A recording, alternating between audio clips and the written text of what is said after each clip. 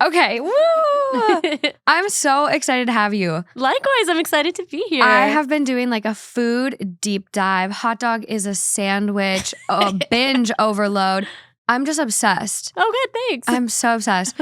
If you guys haven't recognized her voice or her beautiful face yet, today we are joined by Nicole Enayati. Hi. She is an amazing producer at Mythical Kitchen.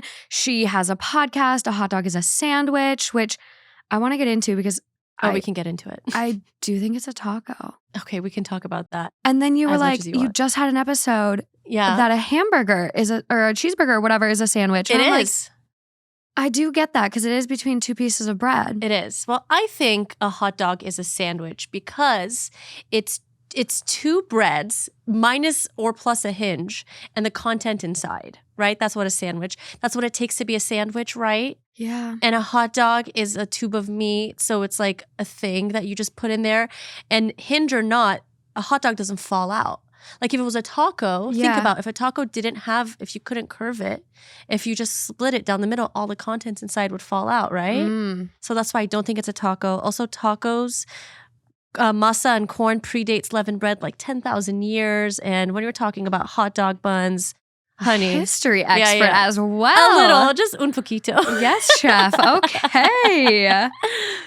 Well, food is clearly a hot topic. Right. There's a lot of food debates. So many. Can you think of like the biggest fight you've had surrounding food? The biggest fight? Well, other than Even with like friends off your show. Oh, Like, gosh. because like food, splitting bills, there's a lot of drama that comes with this stuff. People are very polarized on food. It's hard to find middle ground, which is what I always try to do at the end of my podcast. A conversation I have with my friends a lot is, what is the definition of a fast casual restaurant?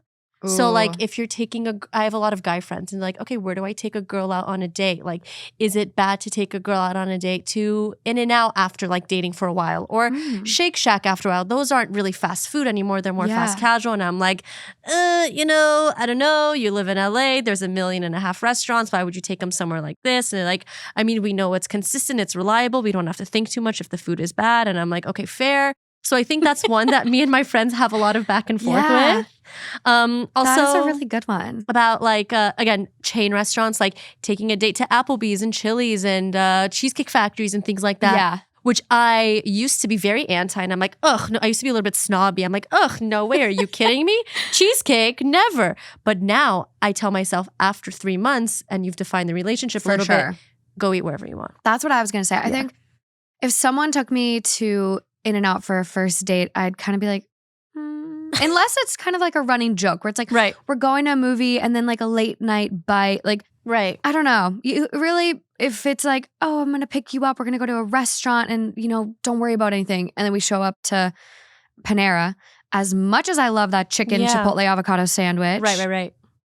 I would be a little like disappointed. Oh, yeah. Naturally, I'd still try to have a good time, but I'd still, it's kind of like, oh, I feel the same way. Okay. I would feel the same way. This is interesting. Yeah. So that's what we talk about, like with my friend group, a lot of the time. I love, it makes total sense. And now I'm like, I really want Panera. I know, right? I'm like getting a little hangry over here. My takes for these stories today are going to be a little unhinged, I think. Okay, great. I love it. But we're diving into food fights. Let's do it. I'm so excited. I'm ready. I've prepped for this for a few years now, so I'm ready. Okay, let's do it.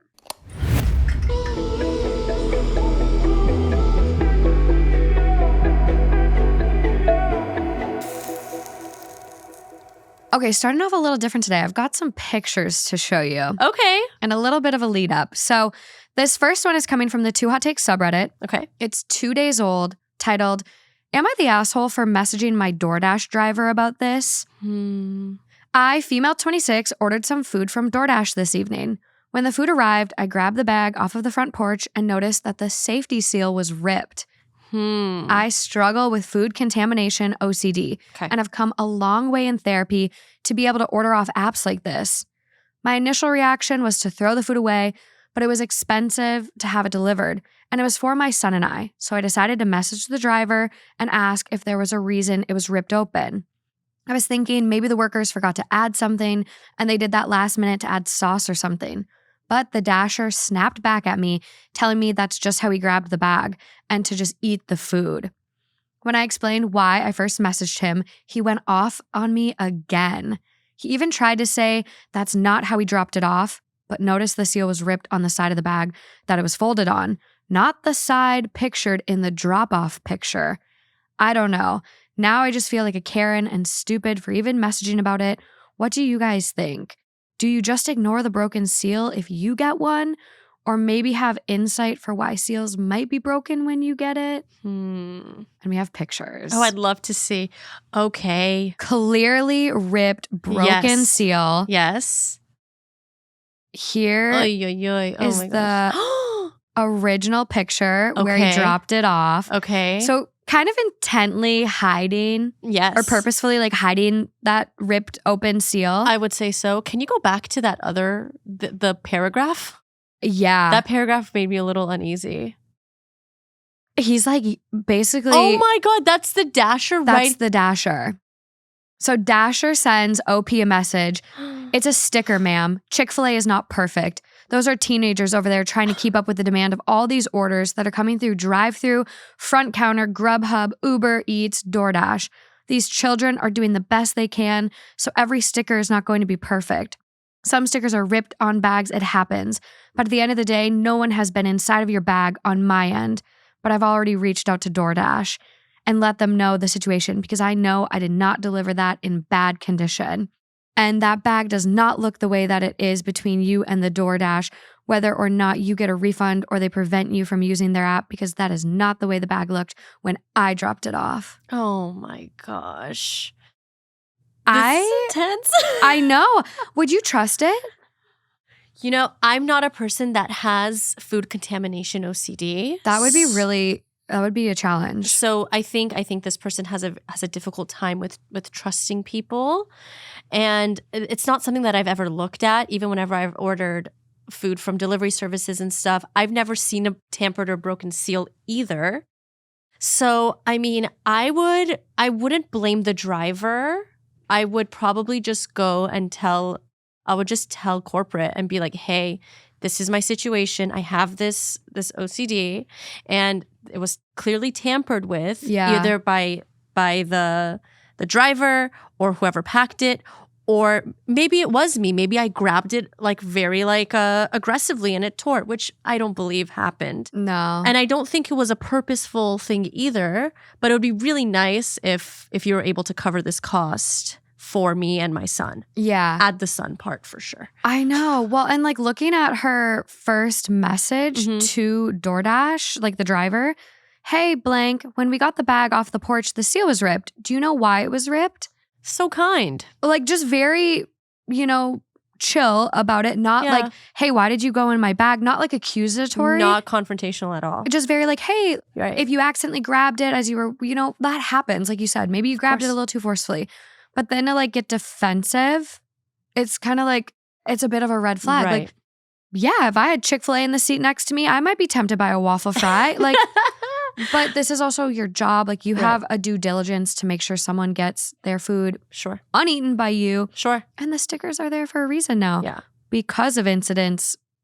Right? Where people would eat their stuff. To be fair, my coworker got Chick-fil-A today and I did just put my finger and then I said, can I have a fry? To be fair, so I understand the temptation. Yeah. I don't think that's what happened here either, because I wouldn't send a paragraph if I was guilty. You know what I mean? I wouldn't do that either.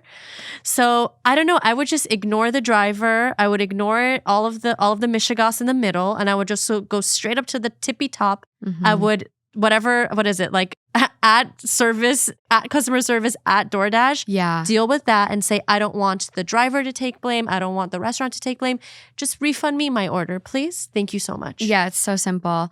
I think one thing I've learned from your podcast is that it's okay to send food back. Yes. And, it's sometimes you have to be a little confrontational. Yeah. Your co-host, Josh. He got completely raw chicken. Yes. And didn't do anything. And I'm like, I'm like, Josh, you're gonna get yourself sick. He is. Sir. He is. And the sand clams, he ate sandy clams and then like was still kind of like hesitant to send them back. Not anymore. At this point, again, I'm 31 years old. Life's short.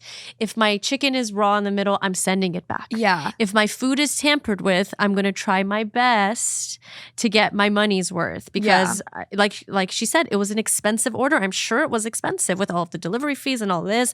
Probably a surge charge here and there. Nope. No, everyone works hard for their money. And so to like not get what you're ordering and paying for, like, No, it's 2024.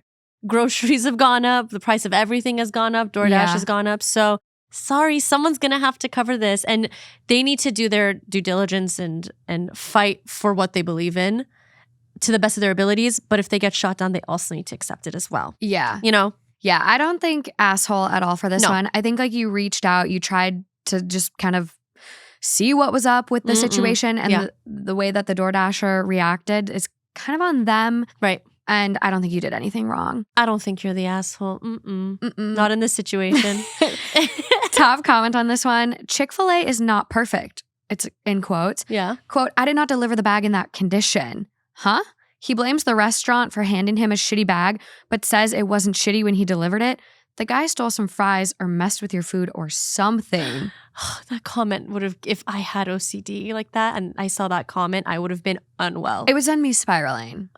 It would send me spiraling. Because it's like it is your worst fear. Yeah, apparently. I can't even imagine the strength it takes to even order order DoorDash like that. Yeah. Yeah. Thread goes on. Someone goes, right? Which one is it? Next comment, wouldn't they just get a new bag sticker or something if Chick-fil-A was the one that did it? Someone responds, yeah, we would. A few more seconds out of your day is all it takes. So it seems like that person might even work for Chick-fil-A. Because that's true. Like if you forgot the fries or sauce, you'd open it and just pop a new sticker right on top. Yes, naturally. Maybe the driver is a little sus right now. I think he might be trying to gaslight with that big paragraph. I would totally fall for it. I'd be like, oh yeah, no problem, LOL. I'm very gullible, so me too. You know, and it's just like whatever. I need those fries. The waffle fries are so good.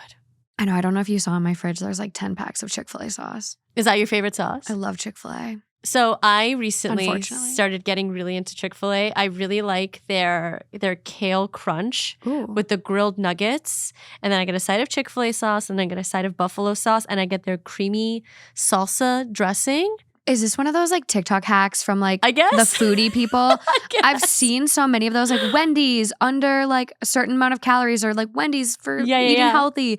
And I saw Chick-fil-A one and it was a salad with buffalo. Was it? It looks incredible. I just made this on my own. Well, good to know that the girlies are doing it on TikTok too. Okay, well, here you go. Now you have to make a video with yours. I guess I do. Because it's probably different. Yeah, I probably do. Oh.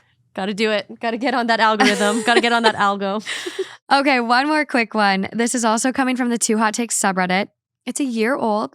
It is titled, Is this an acceptable amount of food to leave your boyfriend/girlfriend for dinner? And it was a poll at the time. And this is the picture they share. That looks to me like a sweet potato brisket hash. It looks so good. I would absolutely go ham on it. But I think the amount is a little concerning. Yeah. That to me looks like 2 bites, not a meal. That looks like a bite and a half. And can I see the vessel that it's in right now? Looks like cast iron pan. Okay, they did not leave it in that for their partner to eat, did they? That is, if I'm kind of assuming based on what is given in this post, which is literally just the title I read, that's it. I would say, yeah. Like, that's the food they were left to eat. Like, here, I cooked dinner and now you dish up. Yeah, that's it. Okay, so I've done similar things to like this before. Yeah. But I also always have like a bag of Trader Joe's frozen rice, or I have like some veggies on the side. Like I would not just leave that for my partner that I cooked for. That's unacceptable. To say I made you dinner and to leave that, that's not fair. No. That's not fair at all. You know what I would do? I would make that. I would make a side of Trader Joe's frozen rice, and then I would fry an egg. And I would do that. That would be my meal. That would be because that's a complete meal, Yeah. right? That's fine. That's mean. That's a little fucked up. That's like just such a tease too. It's like, you know, it's so good and Yeah. you get 2 bites of it, but yet you're not going to be satisfied or full after eating it. Unfair. And you're just like, oh, thanks. Like, and I get getting like a little carried away, right? Like you make a meal and your partner's not home yet and you get a little carried away. Sure. But come on, like you either have to like prepare a side with the rice and an egg, which, okay, like this is why you're the culinary expert. I'm just like, I cannot cook. But it's like you weren't even considerate. Like you were so inconsiderate of your partner. Right. I agree. I think, let me tell you, it goes back to that comment from the first story. It's like kindness only takes a few seconds. An egg, to be fair, frying up an egg takes more than a few seconds. But still, if you're going to go the extra mile, just like 3 more steps to the left, please, you know? I don't like so that. easy. Yeah. Top comment. No, it's the amount of food you leave in a pot for someone when you don't feel like washing it. So you lie and say you left it for them. Right. Totally. Oh my God. Bingo, says the next person. Wait, what? And then they wash it for you? If someone said that's for me, I would be like, no thanks, and leave the pot where it's at. Rude. No, thank you. No. No, I try to keep, so I really like cooking for my husband. I try to do it like 4 or 5 times a week if I can.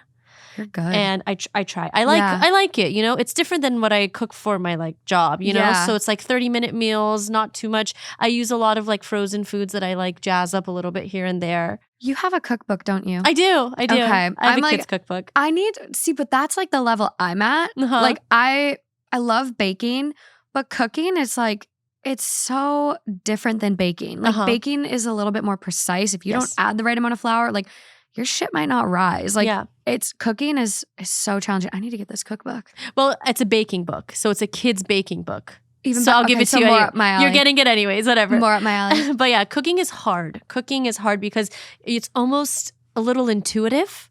With baking, it's like everything is in front of me. But I'm like, I like my food really like citrusy. So I'm going to add an orange, a squeeze of orange, and a squeeze of lemon, and a squeeze of lime. And it's like, that's not what the recipe asks for. And it can completely take it the wrong way. Yeah. So cooking is about like building blocks. Baking is more following a recipe. When you cook, you kind of know what you're getting yourself into because you know, like, I know that if I want to cook a chicken breast, I need to sear it on this side for this many minutes. You know what I mean? Baking is a little bit easier. I'll teach you how to cook. I'll teach you how to cook. I need lessons. I'll teach you how. Okay, we're getting into the thick of it now. Okay, excited. This is coming from True Off My Chest. It's 9 months old, titled, My Husband Wants to Divorce Me Over a Hot Dog. Oh, okay. So I, 25 female, with my husband, 29 male, have a good relationship. Well, did. Now, my husband really loves hot dogs. I personally think they're gross.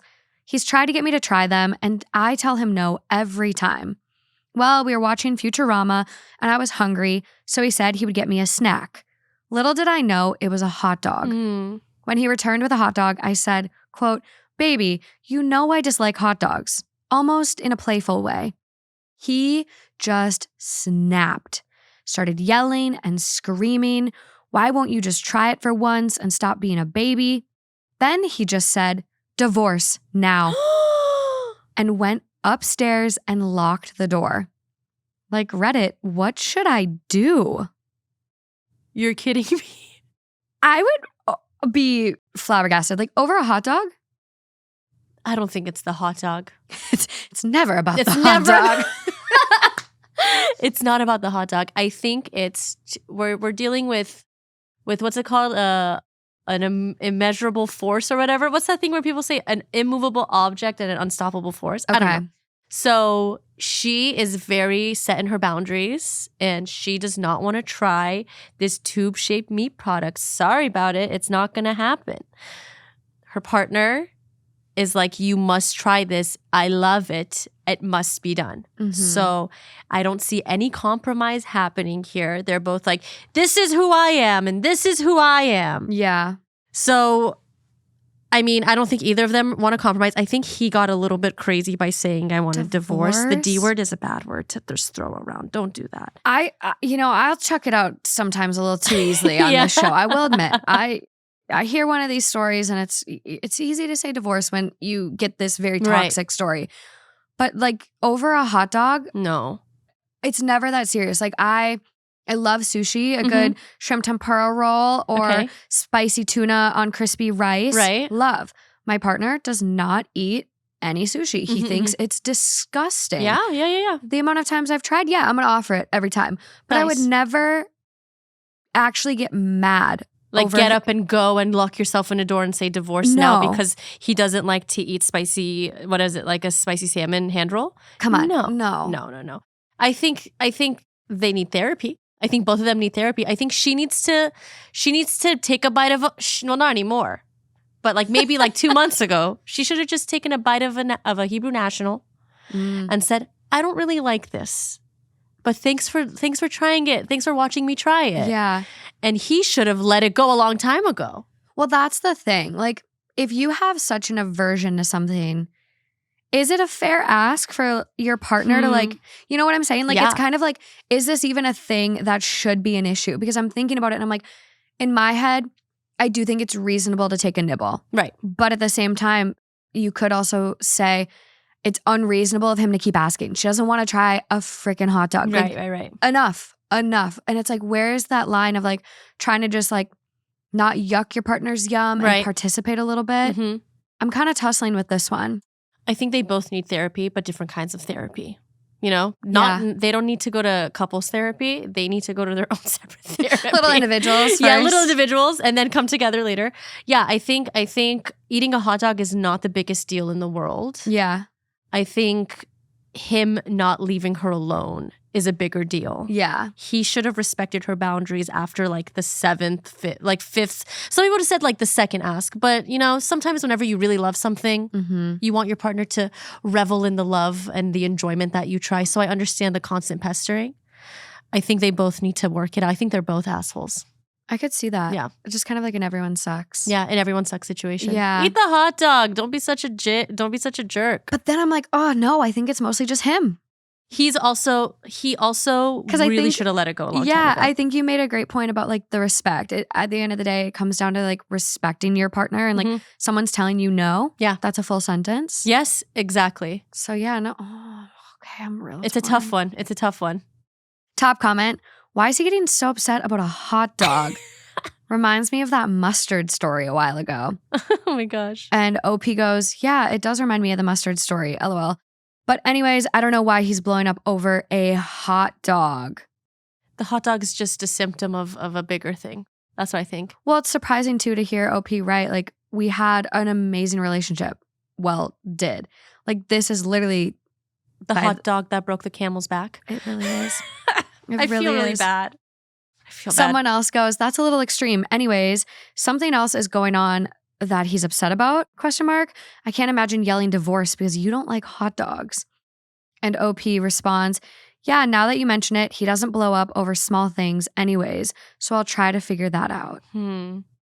This was 6 months ago? 9 months ago. 9 months ago, we need a follow-up. So we do have a bit of an update.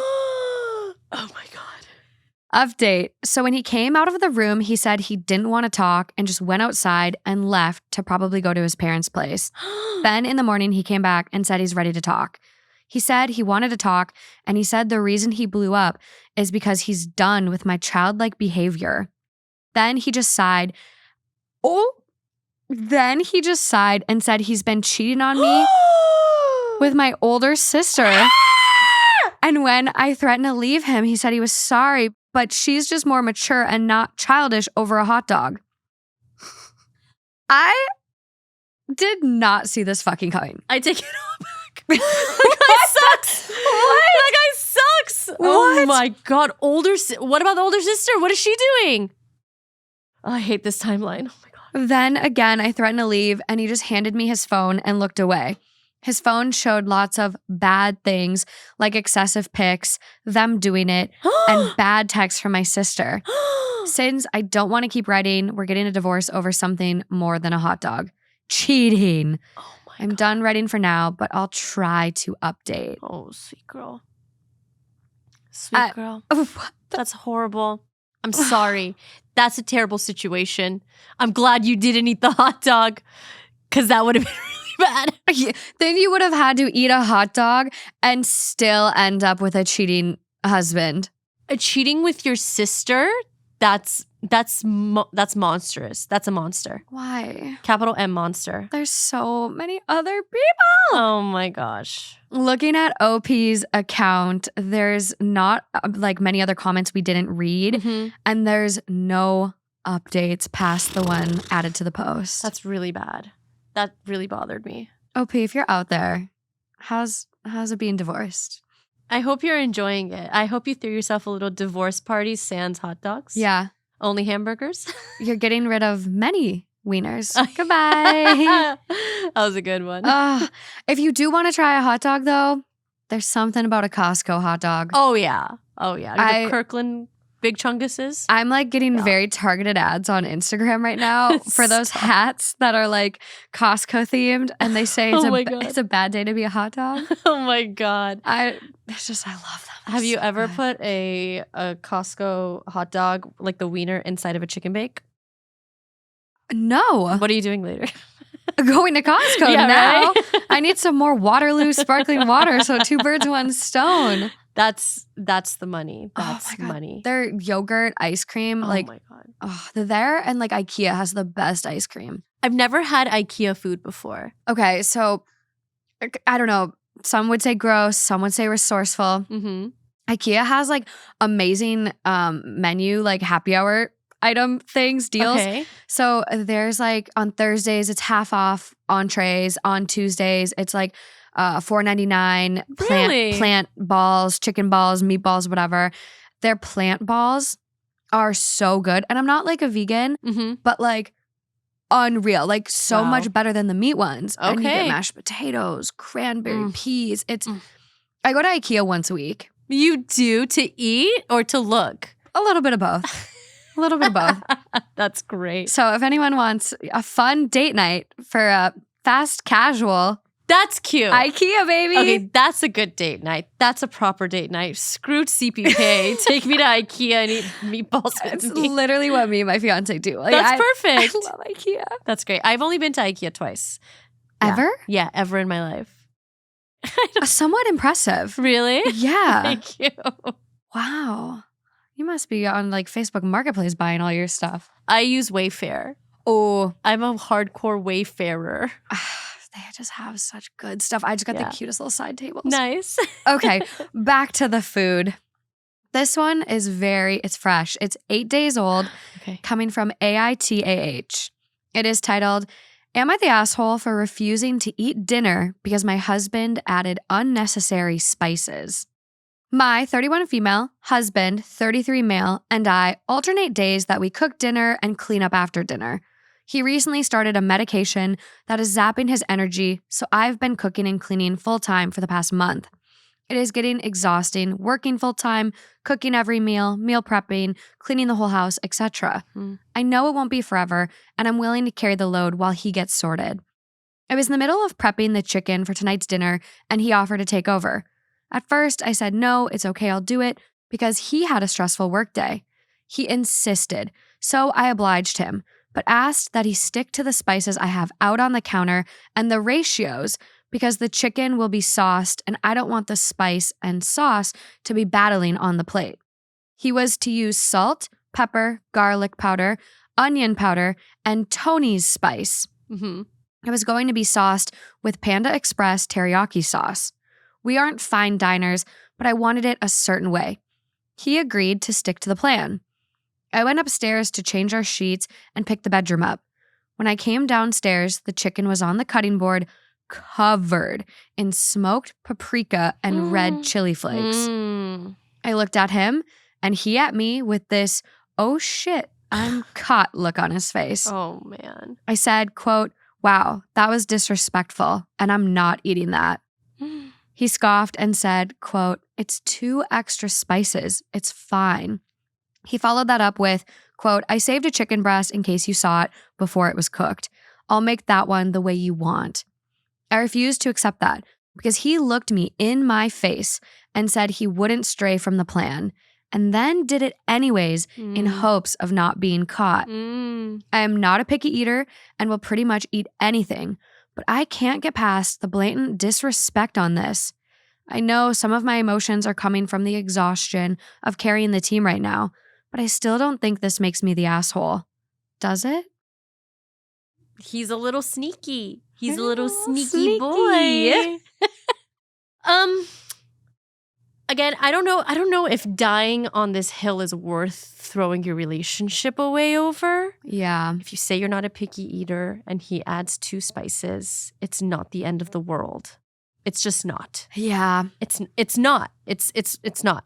If I go shopping, if I go grocery shopping and I stick to the list, but if I also buy, let's say, chocolate chip cookies and extra paper towels, even though the list didn't say those 2 things, but I bought them anyways, will it be the end of the world? Will my relationship come shattering down? I would hope not. I would hope that one meal, one grocery shopping trip, whatever it may be, my relationship isn't so fragile that little things like this are the end of it. Yeah. If there are other things that are also little things that mount up to something, then that's another story. I think she's being a little bit harsh. I do. I will, especially with the extra chicken breast that he set aside. That's so nice. Kind of like, just in case. But, and here's where I do think it's kind of, I don't think she's the asshole because like truly if you don't want to eat it, okay, don't eat it. You can make that choice for yourself. Yeah, so like not You're the an asshole. adult, yeah. But I think this kind of comes up a lot where people will try to sneak items into other people's food. Sometimes for their benefit. Like what? Like other than this, other than seasoning it with spicy stuff, are there other situations where people have done that? Like what? Like so I think there was a story. I think I read this a long time ago. Well, we did have a story a while ago where someone was putting slugs in their girlfriend's like shakes, basically killing her. Slugs? Slugs. You're fucking kidding me? Slugs. Yeah. It they was so admitted bad. to putting slugs in people's food. One of his friends like came in and told her at her work to be like, hey, I found out about this. He's putting slugs in your meals. And so I guess she went in her house, looked, and there was like a bag of slugs under the sink. She had been helping him bait the slugs essentially in the garden. She thought it was cute. Yeah. Whole thing. If you haven't heard that story yet, I think it's like the Unhinged episode with Drew Afawalo. Oh, I love her. It's Great. Nuts. So there's another example I think I read though that's like, my partner does not eat any vegetables. He thinks they're disgusting. He won't try them. He won't eat them. So I'll make pasta dishes and I will blend up all of these vegetables in the sauce. Yeah. He can't tell. It's better for his health. Blah, blah, blah, blah, blah. Yeah. I don't even remember what my take was on it, but it's kind of along those lines of like, yeah, you might be trying to do something good, but still like deceiving someone and not giving them that autonomy over what's in their food. Right. It's kind of a hot topic. It is. I think there's a spectrum. I think the slugs to hidden vegetable pasta sauce spectrum. A little different. They're a little bit different. It's almost like feeding a kid. You know, it sounds like you're feeding a kid. Yeah. And it's like infantilizing a little bit. But if you want your partner to live a long, healthy life, you're going to blend zucchini in their pasta sauce because they don't eat the zucchini anywhere else. So I don't know. I don't know. It's tough. I think it depends on the dynamics of your relationship. Because I agree that with our original story, the red pepper flakes and smoked paprika, him getting caught like a little kid getting caught red-handed. It's weird. It's weird, and I think the dynamic is a little bit unhealthy. It's so interesting because it's something he could have just added to just his as well. Right. Versus adding to both and then like being like, well, in case I got caught, I do have another one, which sounds nice, but at the same time, it's like you knew it was potentially going to be an issue so much so that you prepared another chicken and kept it to the side. My initial reaction was like, oh, that's great. He left a chicken breast, an untouched one. But after reviewing it, I'm like, he thought he was going to get caught anyways. Yeah. You know, it's kind of, again, suspect. Yeah. Why don't you just leave the chicken breast? Why don't you just season your own damn chicken breast and leave hers the way it is? I know. That's where I think I'm kind of at. It's more so now getting to the principle of it. It's all about, listen, all of these foods, the hot dog, the chicken breast, they're just metaphors for like the Achilles heel of these people's relationships, it sounds like. I know. It's so interesting. It's really crazy. I think she's a little bit harsh and he's a little baby. So that's where I stand on that. I know. It's like, okay, well, if you're not a picky eater, could you have just eaten it? Yeah. But I get standing on principle. You know, sometimes it must be done. And it is one of those things like she's been carrying the team for a month. Very true. He's dealing with, you know, some health issues, which sucks. But he tried to take over and she said, please just season it. Yeah. Like almost like she knew he might try to. Right. And she outright said, yeah, please stick to this. And he agreed. Yeah. So not only did he, you know, kind of get sneaky, he lied. Right. Also, like, for example, whenever I'm in the kitchen and my husband's like, hey, should we add olives to that?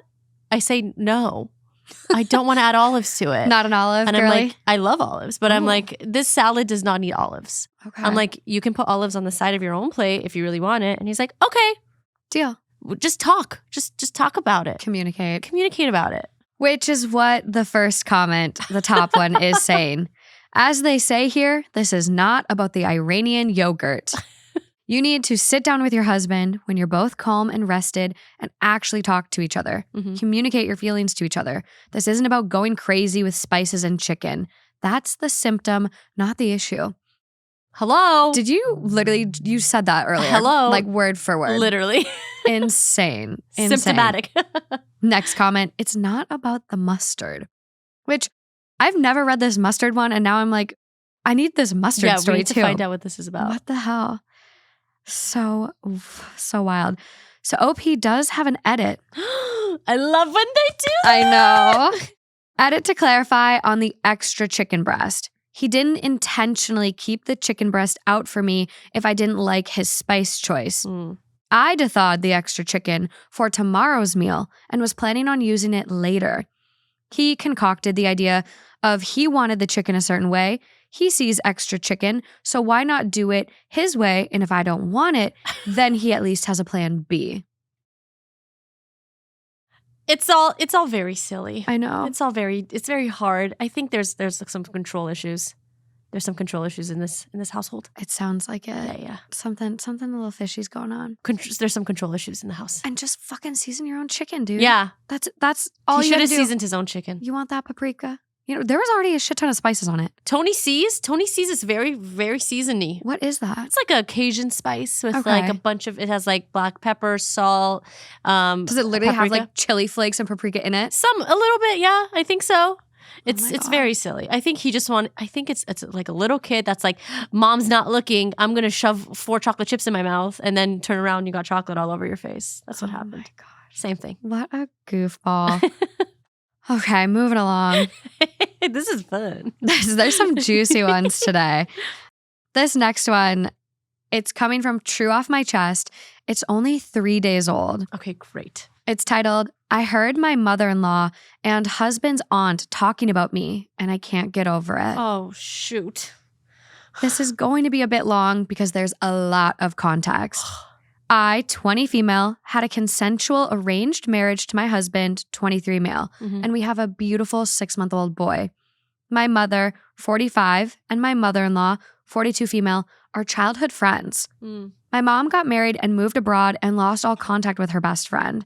We moved back home in 2018. My mom got in contact with my mother-in-law in 2019, and they started catching up. My mom ended up liking my husband, who is the oldest son, quite a bit. But it was my mother-in-law who asked for my hand. We are religious, so my husband and I only talked under supervision of parents, and damn, I fell in love. He is smart, good-looking, and has a weird humor that I absolutely love. Cute. We got married pretty soon, which no one was expecting, but one thing led to another. The thing about me is that I cannot cook. I hate cooking or even being in the kitchen. I can do every other household chore, even laundry. My mom knew it and never forced me to be in the kitchen. In our culture, quote, women belong in the kitchen, but obviously times are changing. My mom shared her concern on this, and my mother-in-law shrugged it off, saying I am young and will learn if I wanted to. Emphasis on wanted to. Because throughout my first year of marriage, she said that to everyone who asked if I knew how to cook. My mom's still worried because she didn't want my mother-in-law to throw remarks about this because that is what most mother-in-laws in my country do. I am also a student and now a mother. It's hard to juggle all of this, which is why I try my best to take it easy on chores. I live with my in-laws and mostly do dishes or serve tea and biscuits to guests, and that is all. We also have a maid for cleaning the house and another maid for laundry. Many times I have offered to make food for the family, but my mother-in-law always laughed and said that she wasn't that old.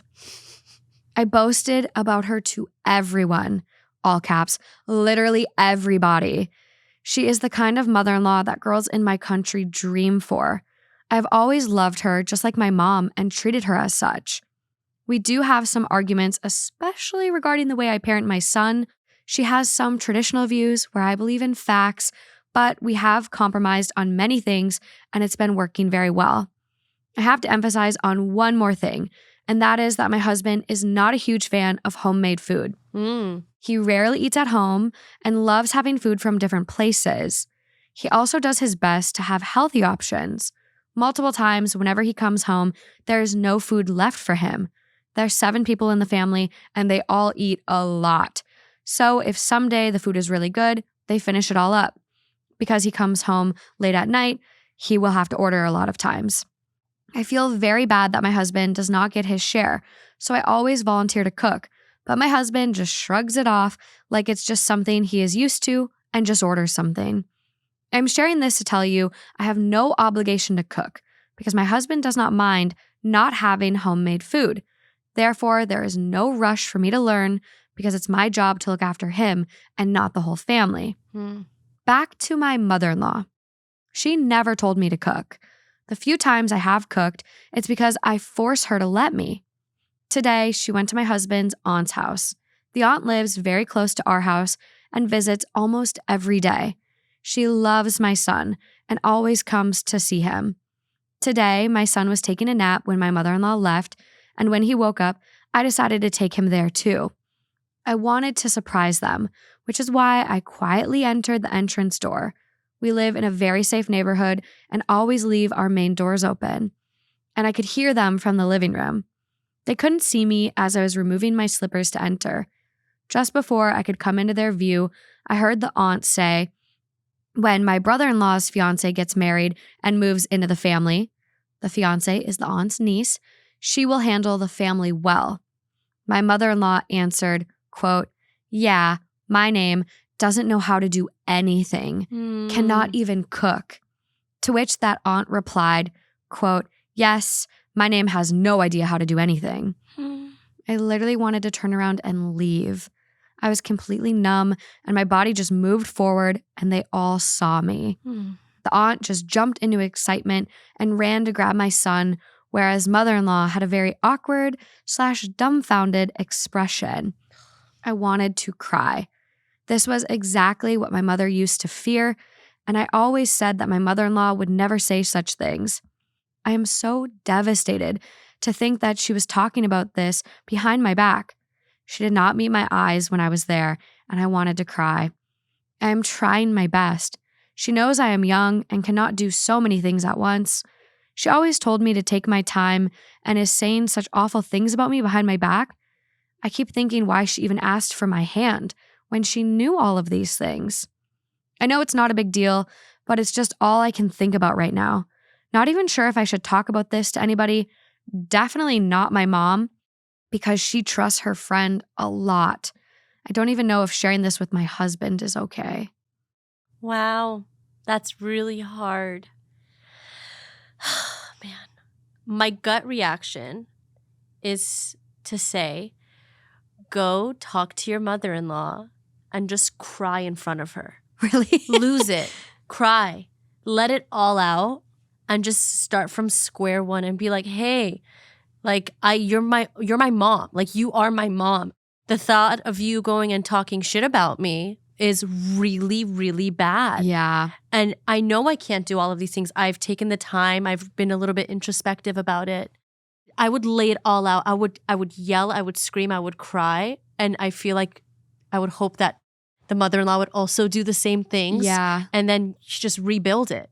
Because that's the only way to regain trust. It's the only way to regain any sort of relationship again. Because in the back of both of their heads, OP's going to think, oh, she's talking shit about me. And the mother-in-law is going to think, oh, she thinks I'm talking shit about her. Yeah, which you were. Which she was. And let me tell you, mother-in-laws are not immune from talking about their daughter-in-laws. It's normal. I think it's fine. There's issues are always going to arise no matter what happens. I think they need to break it down to build it up again. And they need to learn how to communicate with each other. Because that sucks. Walking into that, I couldn't imagine holding my 6-month-old child and having my mother-in-law talking that kind of smack about me. I know. And then you can't even turn around. It's like they saw you. It's too late. She needs to lay it down, invite her over. They all live together. I know. Invite her, just tell everyone in the family, like, hey, I need this space for like 4 hours. And just break it all down and just be honest and be like, I love you. You welcomed me into your home. Like, this is my home. And I love this home. And I love this relationship and this family that I have. And for you to think I don't do anything, well, she has 2 maids, right? Someone to help with dishes. A lot of help. You have a lot of help. Yeah. What can I do so you don't think I do nothing? I want to do something. Yeah. Tell me what to do so I can be a part of this family. I like that. Yeah. I really do like that approach. Would you say anything to the husband? Like if this were you in this? Because for me, I feel like I would want to go to my husband first. And maybe that's just because like I do think she can be mature and have a conversation with mother-in-law, but husband might know like how best to approach his mom and maybe make this the most successful. But I do think given all of this context, like there's so much here, not only culturally, but they live together and they are really close. So I do think she should be the one to have the conversation with mother-in-law versus kind of letting husband deal with mom, because that is kind of a common thing. Like each partner should deal with their family of origin when any issues arise. Sure. But this kind of has so many added layers with them living together, culture. They're so close. They're so close. Yeah. And I do think like if they can handle disagreements on parenting and raising her son, I think you can handle this conversation about the lack of cooking and her saying you don't do anything. Let me think about this. So I'm Persian and we don't do arranged marriages that much in my culture, but I know a lot of cultures that do. And a lot of the times it's hard to have your husband middle because they're pulled, in different directions all the time. But I would like make my husband aware, like, hey, I'm going to have a really intense conversation with your mom about some stuff. I love you. And I'll let you know what happens after the fact. Yeah. But I'm going to need this time. And I just wanted you to be aware. The details aren't really that important. It's just I'm going to need a few hours just to chat with her and talk about some things.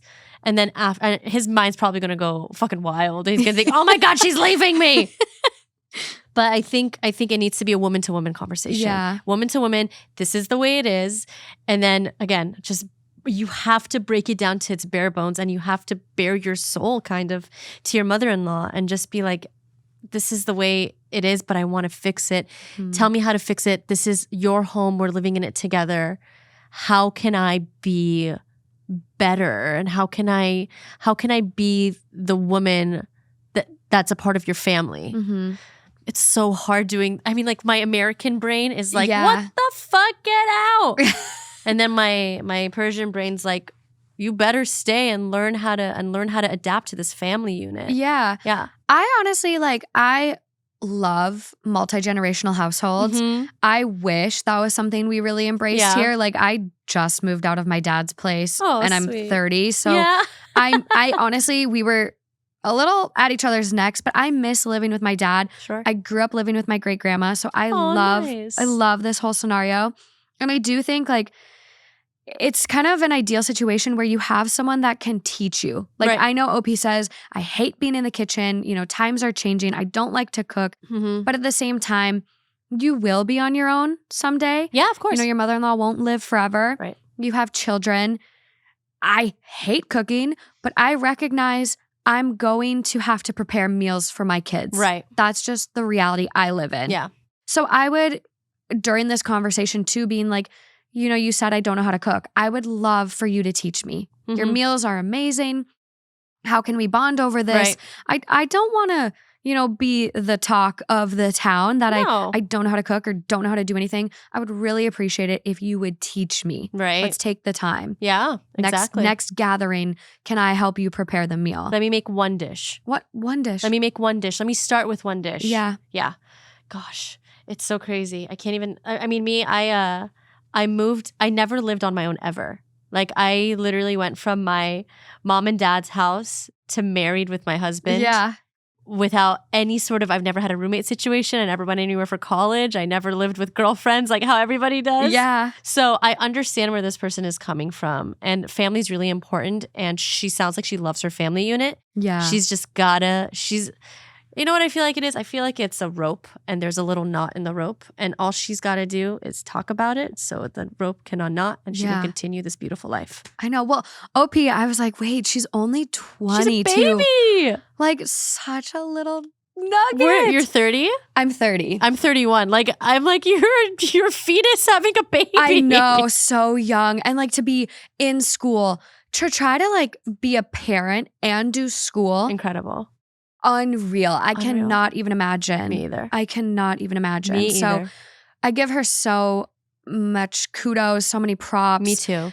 And it's a tough conversation she's going to have, but I don't think it's not as big of a deal as it could be. It's hurtful. Yeah. For sure. Very She's painful. so valid for her feelings. Very painful. But there's hope.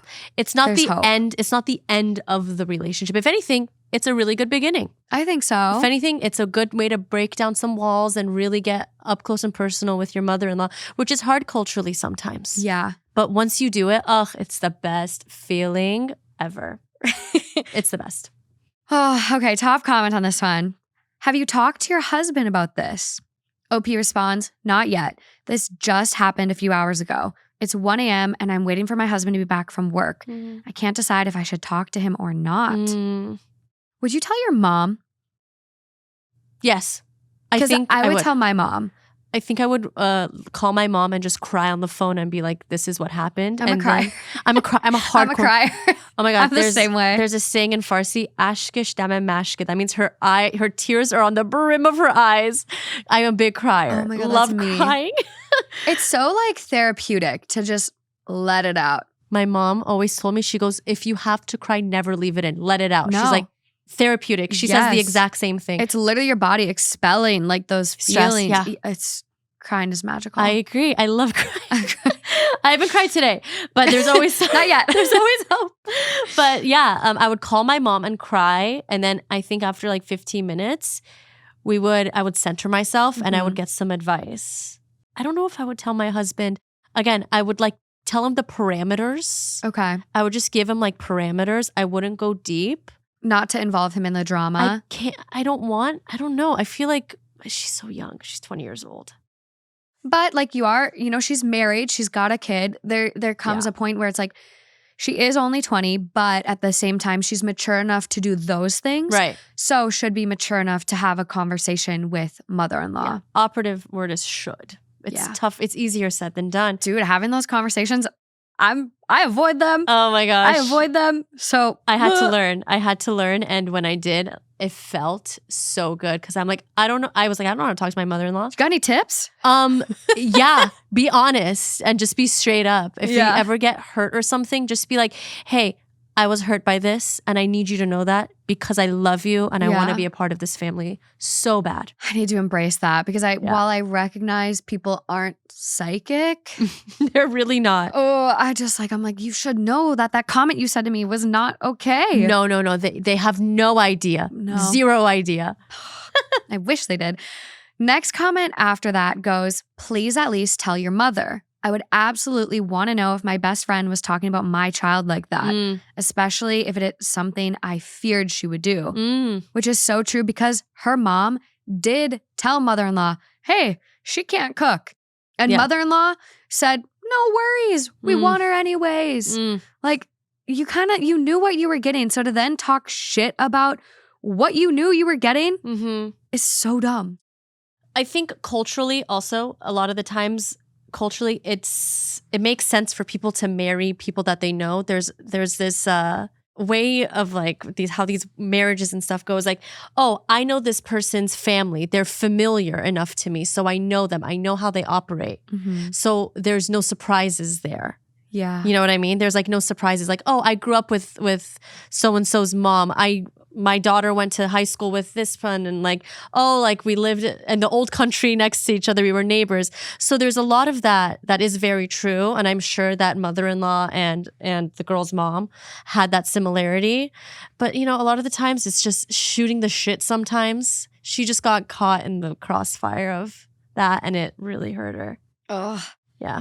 We have an update. Oh my God, I love updates! I'm a little scared because I was like reading ahead just now, and it starts off, I am so devastated and so disappointed. No, sweet girl, what is it? Maybe I'm overreacting, but I just want to leave and go to my mom. So I stayed up until 2 a.m. to talk to my husband, but he did not come, so I just went to sleep. As soon as he woke up, I sat him down and burst into tears. I told him everything I felt and why I felt that way. He stayed quiet. I told him that I want to learn how to cook, but not instantly because it's not the easiest thing, especially with a 6-month-old that practically doesn't let me leave him with anybody else. My husband quietly listened. He even said he did not mind whether I cooked or not. He said he will never force me to learn, definitely not until baby gets older. This made me think he was understanding me. When I shared how his mother and aunt were talking about me, he simply said, quote, I don't see what they said is wrong. I continued to explain how she could have just talked to me directly, but instead said I don't know how to do anything behind my back. I tried to make him understand that she always told me I could take my time, yet she expects me to learn it quickly. He just laughed and said I was overreacting and that all women gossip. I was baffled. Tears in my eyes, I left the room. It's not that big of a deal, but it's a shame that my husband did not understand how stupid I felt after hearing that. I got busy doing chores for my son. My husband has no office today, so he was just chilling. I was washing the dishes when my mother-in-law came and told me to come into my room because she wanted to talk. I'm so nervous. The mom did it? The mom initiated. Strike one. Going. I got nervous because I'm not a confrontational person. Oh, sweet girl. We sat down and she just kept going on and on about how she wants what is best for me. She kept giving reasons why she said what she said. She kept cutting me off, and all I was trying to say was that she should have shared her thoughts with me and not someone else. She just wouldn't listen to me. In the end, she complained how I shouldn't have told my husband about this. She said I'm trying to cause problems between them. Okay.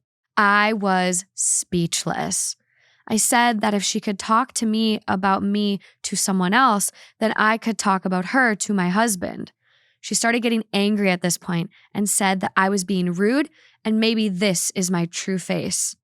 She said she did not expect me to be such a typical daughter-in-law who causes issues between her husband and his mother. She said, quote, I cannot believe what I brought into my house. And before I could answer, she left. I cried and cried. When my husband came into the room, he had a worried expression and asked me what happened. I just told him I want to go home. Currently packing my and my baby's stuff so I can go to my mom's. I have never felt this hurt by someone's behavior. My husband is trying to calm me down, but I just want to leave. I do not know what is going to happen now, but I know for sure I cannot live with this woman anymore. Oh. Okay. Damn. I was not really expecting this. Oh my God. Let me tell you what happened. Oh my God. The mom asked to talk, which meant that she had the upper hand in the conversation. She was going to steer the conversation. Wow. Because, let me tell you, because she asked to link up, because she asked to link up, she steered the conversation in the direction. Yeah. I have like chills. I'm sitting here I'm sorry. I'm so just in shock. It's a little emotional to think about. Yeah. She's with a 6-month-old baby packing her bag. I feel so bad. The mother-in-law got to it first. She got to it first and she took the conversation the way that she wanted to go. And it got really toxic really fast. I mean, to say I cannot believe what I brought into my house. Toxic. Ma'am, you had so much potential to not make this an issue at all. Yeah. OP literally says here, I do want to learn how to cook, but it's just not going to happen overnight. Of course, she was being very rational and reasonable. The mother-in-law had the perfect daughter-in-law relationship, what sounds like a moldable, little Play-Doh to learn how to cook. And to go from... And I get being defensive, right? I'm trying to put myself in any rational thought of where this mother-in-law could have gotten this. Yeah. And I get being defensive. She's embarrassed that her daughter-in-law heard her. She, maybe is really close with her son. That's her eldest son. Did the eldest son say that did the son say, I talked to my mom? No mention of that. So okay. So how does he know? How does she know? I know. Was she listening in the other room? I'm wondering because it's a house. It's a house. I mean, even if it's a big house, it's still the same roof. Right. If someone's crying, that's a very distinct sound. You're going to hear it. You might hear it. Yeah. So, I guess in that sense, you and your advice was spot on. Just go to her first. Don't really involve the husband. But I wonder if the result would have changed at all. I think if OP was controlling the conversation, it could have gone another way. But it's really hard to control a conversation when you're a 20-year-old girl with a 42-year-old woman. It's very hard. Yes. Set in her ways. That's her house. The matriarchy. Yeah, matriarch. Yeah. It's tough. I feel really bad. wow. I'm still just kind of sitting here. I got full body goosebumps. Really I was like, this sucks. And it is hard because that's something I've personally struggled with as, I've dated. It's at what point do you transition from okay, respect your elders to no, despite being younger, we can have these conversations. Right. That is a really hard transition to make. So hard. And I'm still, I don't know if I'm there yet. It's tough. We're going to learn. I'm going to take your advice. I got it. But I do think it's okay for her to go to her family's home, see your mom, get that comfort, and maybe your mom can help facilitate kind of, I don't even know, a mediation. I think that's possible. I think she needs to go home and let off some steam. Yeah. I think the way she needs, if she wants to continue this relationship, which I would hope she does, but I don't know.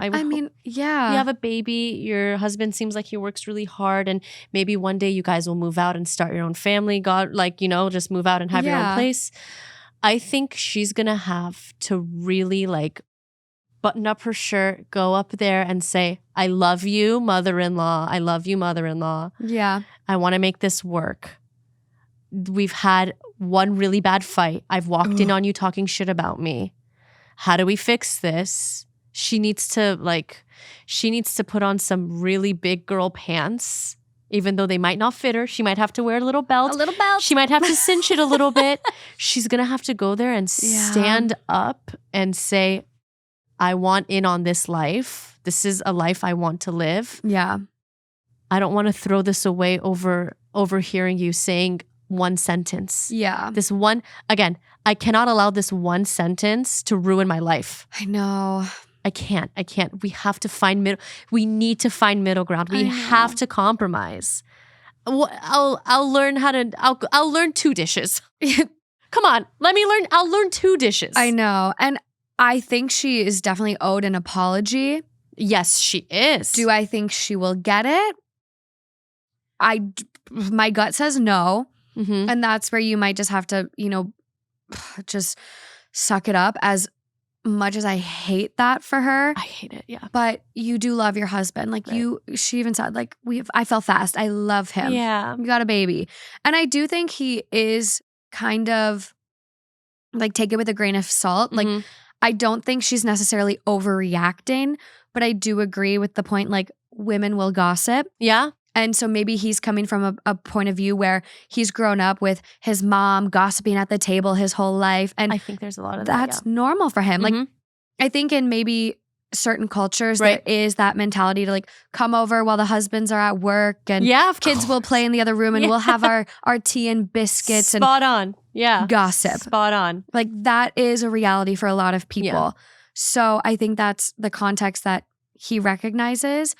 And so it's not necessarily the gossip that's the problem. It's just now how things have been handled. Yeah. The fallout since. It's just, this took such a downward toxic spiral. It's crazy. I don't think she's going to get a verbal sorry. No. I think she might get sorry in other ways. Maybe a gift here.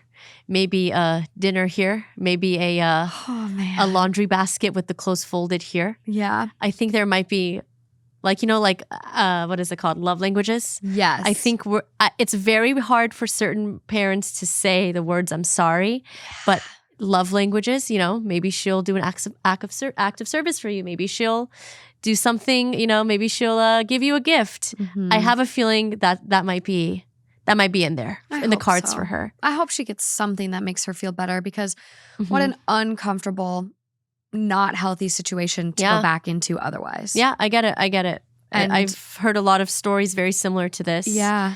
You just gotta like not go toe to toe. That's not what I'm saying. You gotta just show them that you deserve respect and that you respect them at the same time. Yeah. And it's hard because like I'm struggling, I think, with my take on this one because it's like I'm trying to be very recognize like the culture aspect of this one. Yeah. But if this were me and like my culture, I'd be like, we are moving the fuck out of this house. I'm not dealing with this. Right. But I recognize like that might not be attainable with this one. I don't think it is. I think, like you said, it's a multi-generational household. People come over, people hang out with each other. Yeah. Oh. You got it. It's the way it is. I know. Until the point where it gets if it tips over in like toxicity where you cannot be in the same room without like snide comments and bad looks, you might have to move out. You might have to. And that is her loss. Mm-hmm. She's losing the privilege of getting to spend time with her grandchild. Absolutely. Like that's on her for creating that hostile environment. Exactly. This is fixable. Mm-hmm. You just got to work really hard at it. But it is fixable. I think it's fixable. I had such high hopes. Yeah, man. The husband ain't got shit going on. We don't know. This one really crashed and burned. Yeah. Top comment on the update. It only has 35 upvotes right now. Mm-hmm. Wow, your husband is such a mama's boy. Yeah. He brushed off your feelings and said it is just a women's gossip. The worst thing is he agreed with what they said, that you couldn't do anything. Both husband and mother-in-law sucks. Ugh. OP, this is what your life is going to be in the future with your spineless husband and two-faced mother-in-law. Better talk to your husband to fix his attitude or leave. No one deserves to be with a stupid husband who doesn't know how to defend his wife. Ew. Damn. Kind of. Again, these multi-generational households, it's not like your husband is your partner 1,000%, but these other relationships and these other like strings and these other spiderweb relationships, they matter not as much as your husband's relationship, but they sure as hell matter. Well, and there's so much history there. Yeah. And growth doesn't happen overnight. Right. You know, when you've been raised in this context and this is normal for you and you're just getting married, you're just going through these growing pains. Like, I mean, in the original post, she says, our families are very strict. We were under their supervision during our kind of like courtship dating period. So they're in such a different position. Yeah. There's going to be growing pains for him. Yeah. And I think it could happen. Like right. that, I get it. But at the same time, I'm like, I'm really trying to be open-minded and have grace with this one. Right. It's hard. It's easy to say move out. It's easy. It's yeah, that's easy ideal. Yeah. Like, of course, that's fucking ideal. Of course, yeah. I would love for her to move out and to get a little studio apartment with her beautiful husband and start a life.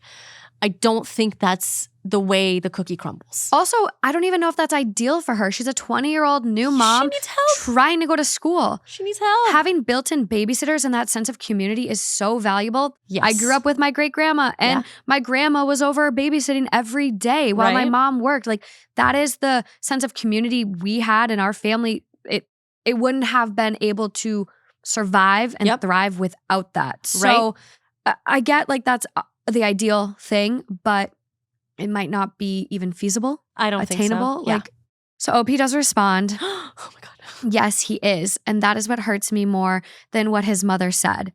I am at my mom's place now, and I'm going to take a long rest and then decide what needs to be done. Someone goes, they always have to turn it back on you. You're the problem, never them. Very sad. I hope you the best. She goes, exactly. I'm so hurt. And I told my mom everything. She is also very upset and is going to talk to my mother-in-law. I feel so lost. Wow. I'm nervous for the mom. I'm like, how is this going to go? How's the mom gonna? Okay, maybe, I think it's good that the mom is going to talk to the mother-in-law. I also think the girl needs to also stand up for herself too. So there's going to have to be a conversation. There's so many side conversations now. Yeah. There's too many cooks in the kitchen right now. I honestly think if this were me, I would say, Mom, can you just talk to her? Maybe grease the wheels a little bit. Yeah. But then could we all sit down and have a conversation? You're my mom. You know how to cook, likely. Yeah.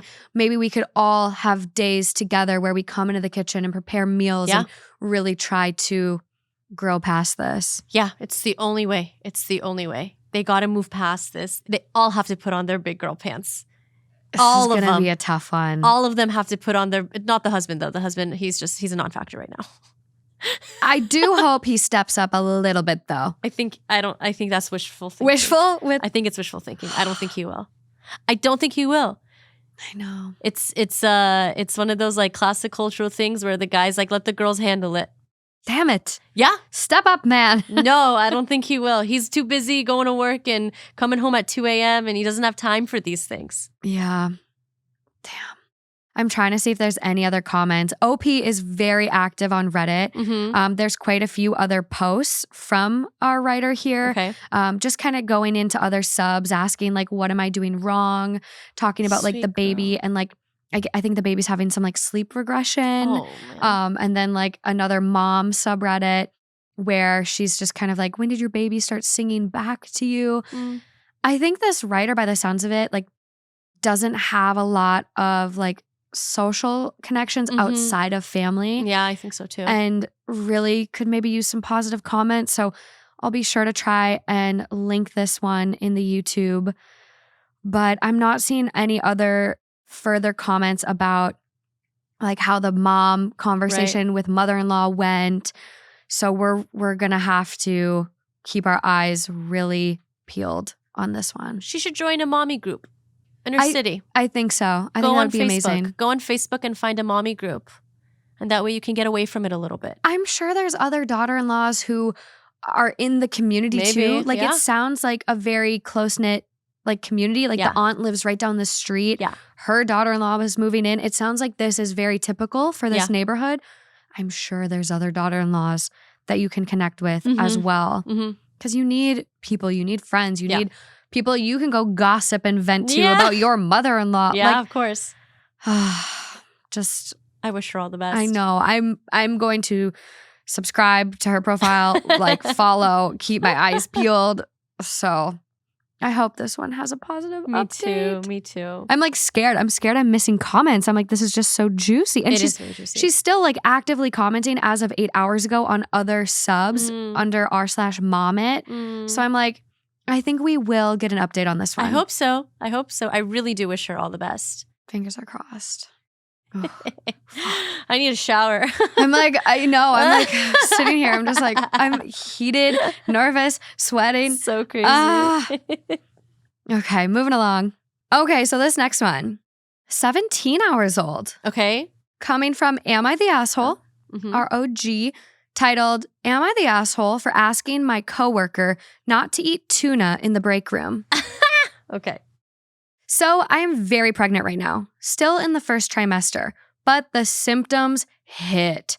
I'm nauseous all day and I can't eat anything warm really. I've been living on cold sandwiches and fruit because that is all my body can tolerate right now.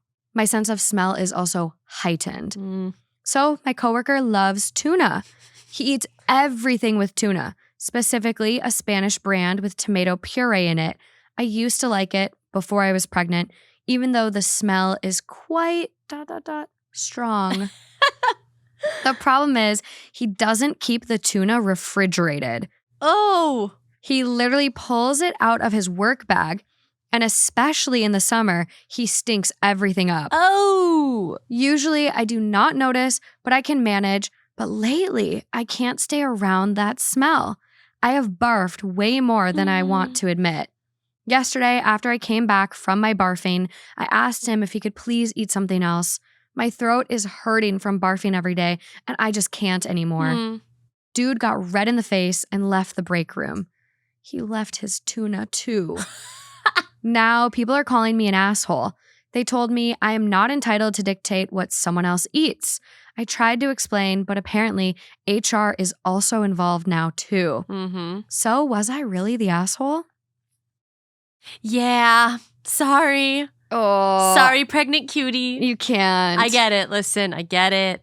I mean, I've never been pregnant before, but I get it. Like sometimes food is stinky and it makes you uncomfortable.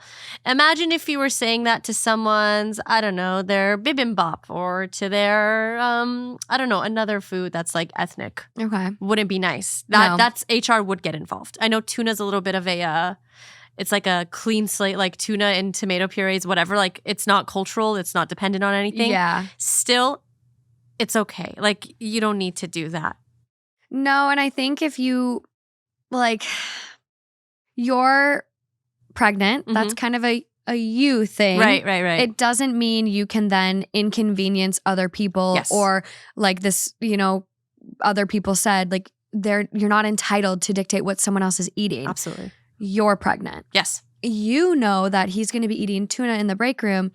You now need to maybe make other accommodations for yourself. Yes, exactly. Does that suck that you have to eat at your desk and you can't eat with everyone else? Yeah, but I don't think you can ask someone to change what they're eating. And we don't know his story. What if he only likes tuna? Like genuinely. Like I know there's so many people that, people with autism sometimes have food palettes where they'll only eat 3 items. Right. I have hyperfixations on food too. Like Mendocino Farms has a chicken sandwich. Love it. I've had it literally 8 times in the past 2 weeks. I can't Oh my God. stop. Which one is it? The not so fried? Yeah. I get it. Oh my God. It's so good. My husband is also hyperfixated on that. He loves it. I can't stop. Yeah. But I'll burn myself out and then I stick to only something else for another 3 weeks. Like that's just how some people work. It's not his problem.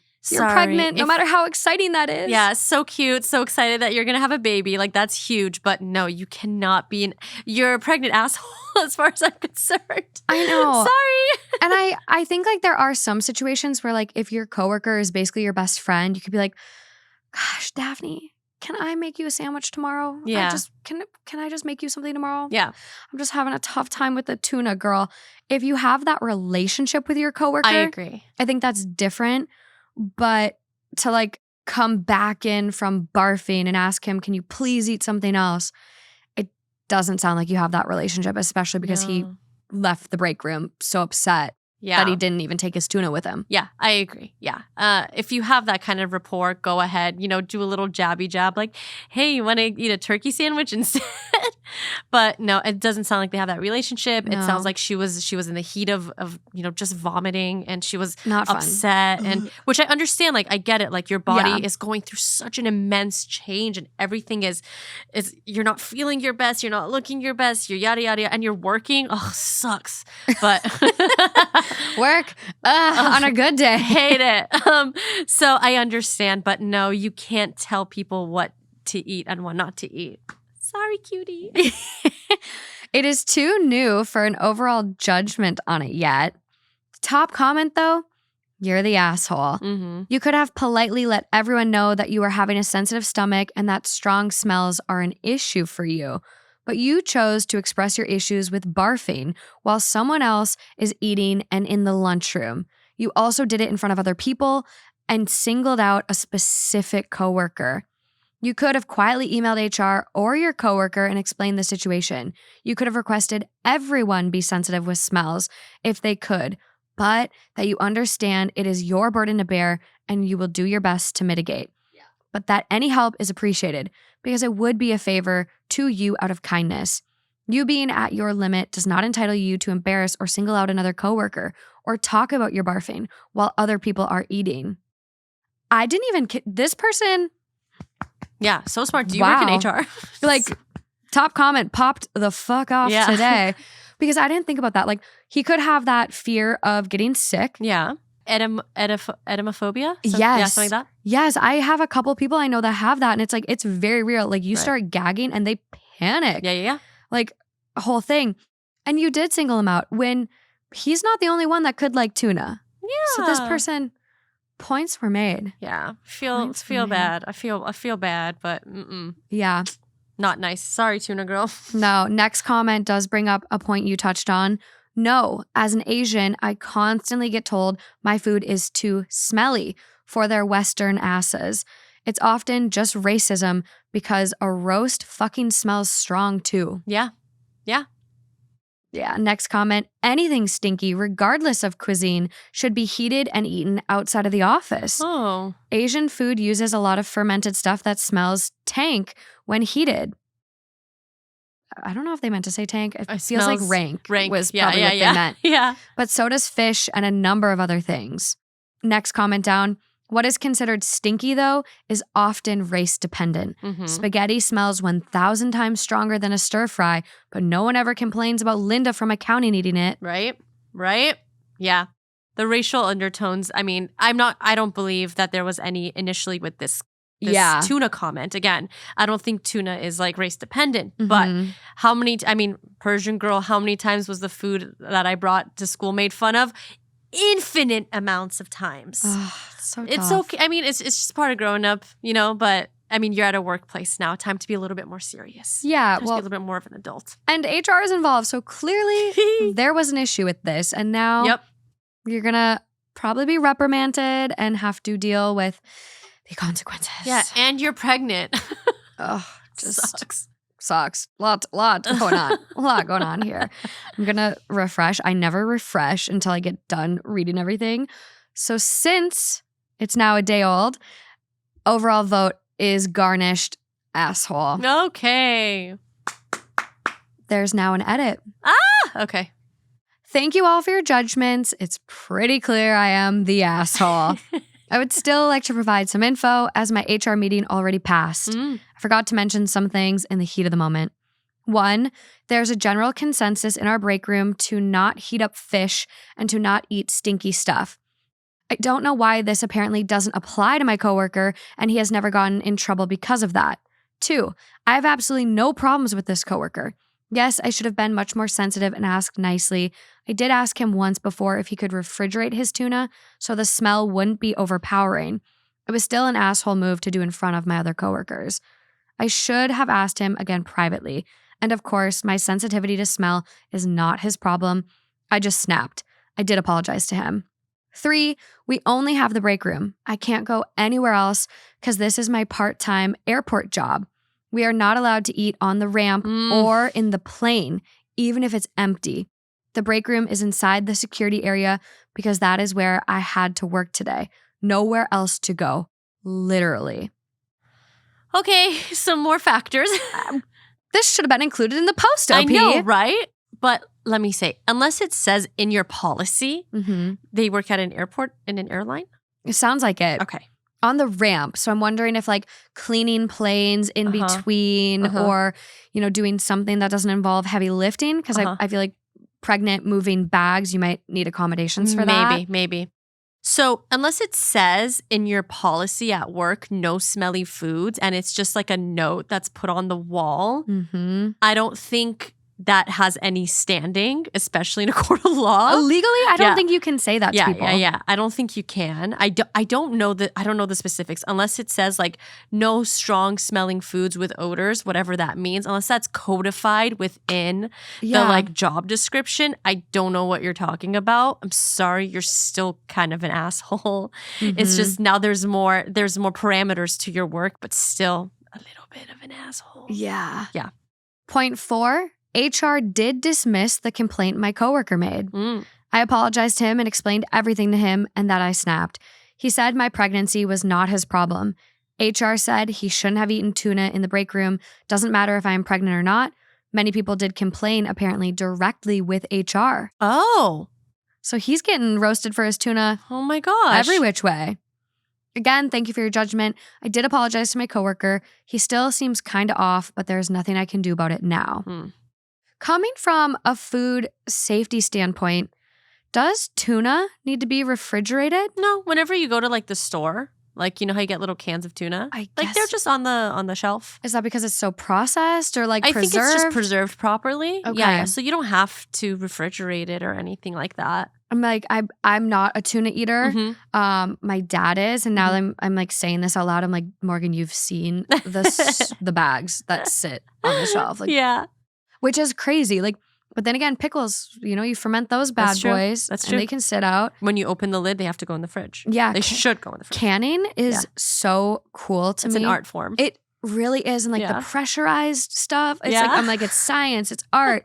There's so many different flavors and ways you can can. Very cool. I love it. I'll say this, if he's making tuna salad, like if he's adding mayonnaise and some spices and maybe a chopped apple and a celery and a red onion, then it should be refrigerated. But if it's not, you know what I mean? Yeah. But it sounds like it's like the red can with the tomato sauce and he's just eating it like straight up.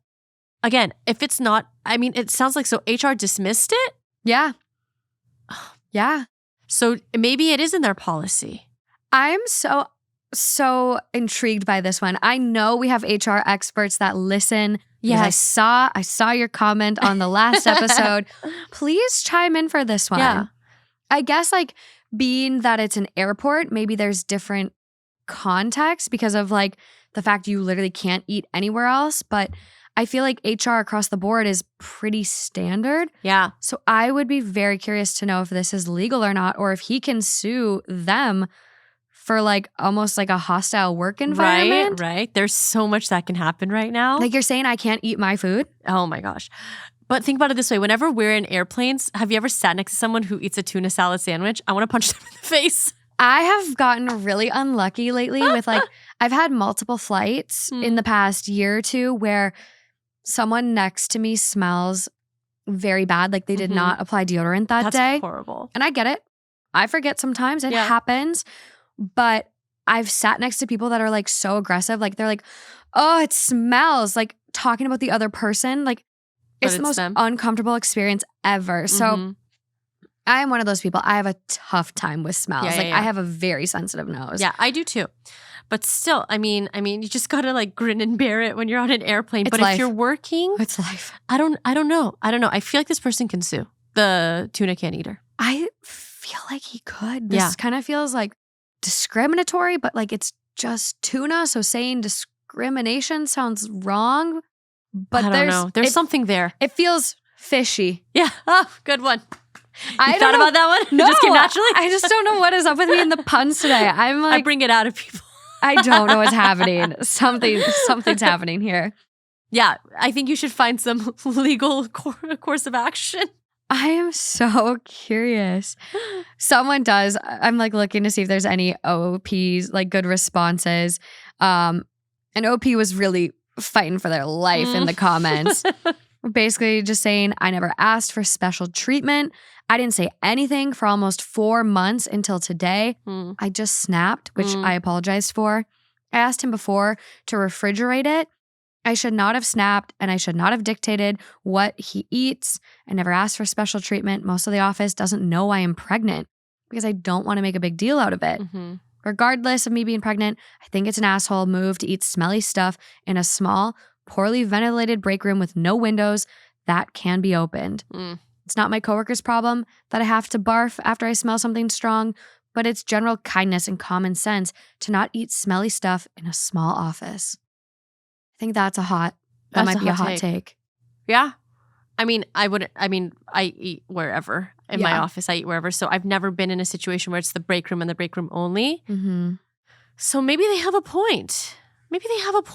But what is smelly to you isn't smelly to me. Isn't smelly to her. Isn't smelly to him. It's so subjective. What is smelly? And also based in culture and can come with a lot of racist undertones. Yeah. So it's kind of one of those things where it's like, it's probably safest to just let people eat what they want to eat. Right.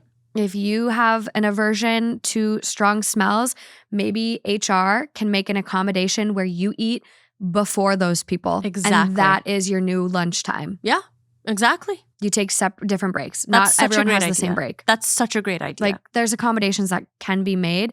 And I don't think it's unreasonable to ask for them. You are pregnant. Yeah. That is a time where you can get special accommodations. There's laws like that. Protecting you. For a reason. Yeah. You're a special protected class. Like you can ask for that versus going about it this way. I like that mentality. The not so smelly lunch people and the smelly lunch people. Different break times. You do your thing, girl. I think the different break times is a great fix.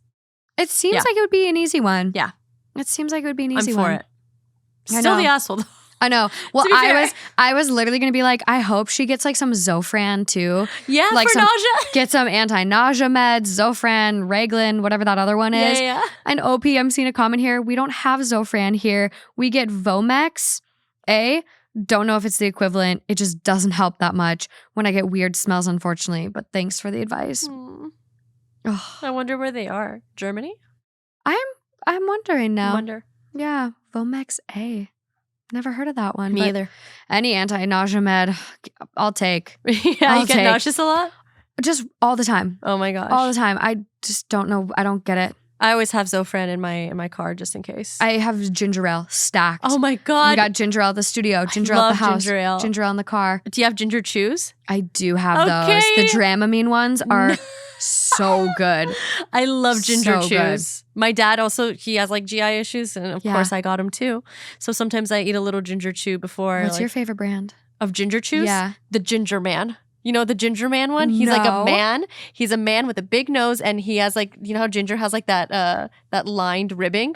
Oh my God. The little ginger man. Oh my God, he's so cute. He's literally a stalk of ginger. Yeah, that's my favorite brand. Gingins. Do you get this? It looks like it looks very organic by the packaging. Yeah, probably. It's giving healthy ginger chews. Those are the ones I was raised on, and those are the ones I have in my house. Those are the most elite ginger chews, if you ask me. I love the ginger people, Ginger Rescue. There's so many. Isn't he so cute? Do you see the little ginger guy? Is he like this? Yep. Okay, good. Very, very cute. It's on Amazon, DoorDash, Instacart. You can find this everywhere. Make sure the no tamper seal's on that one. Yeah, absolutely. Absolutely. Okay, this is our last one. Oh no! I could do this for hours. I could do this forever. I did tease you. I said we were getting to a wedding one. Okay, cool. This one I think is going to be very interesting for us. Cool. It's coming from AITAH, 1 day old, titled, "Am I the asshole for ordering pizza at my friend's wedding because there was no food?" Okay. Me and my wife were invited to my friend's wedding. The wedding was going to have about 70 people, with mostly family. When we got there, we were seated at a table with some other people. They were nice, and we mingled well and had a great time chatting. The wedding was also quite nice. Both my friend and his new wife were very happy. After the ceremony, every table got 2 bottles of wine, bread, and butter, and there was also an open bar. So we started to have a few drinks. Then the food came out. It looked really good. The food setup was a buffet style. I was half buzzed and looking forward to getting some food in my belly. When it was time to eat, every few tables at a time were going to get called up, which is fine. The first few tables that were called were understandably the family of both sides, and then the rest were called up. The problem was that the family members, his in-laws, are larger people. Now, I don't shame people for how much they eat, but I noticed the helpings of the food they had while I was patiently waiting for us to be called were quite large. And I also noticed that they went up for seconds before all of the tables were called, and no one even stopped them. I didn't say anything, though I thought that it was rude. I just assumed that there was a lot of food. To my surprise, by the time we were called, there was nothing left. I asked if there was more coming out, and apparently that had already occurred. So we grabbed the little that we could and went back to sit down and ate the scraps. We were all still pretty hungry and a bit pissed off, so we kind of bash-talked that the first few tables got all of the food. Someone at our table mentioned that they could go for some pizza, and then I had the drunken idea of ordering some, LOL. So that is what we did. We all pitched in and ordered 4 large pizzas and some chicken wings from a local pizza joint close to the venue, so it didn't take that long to be delivered.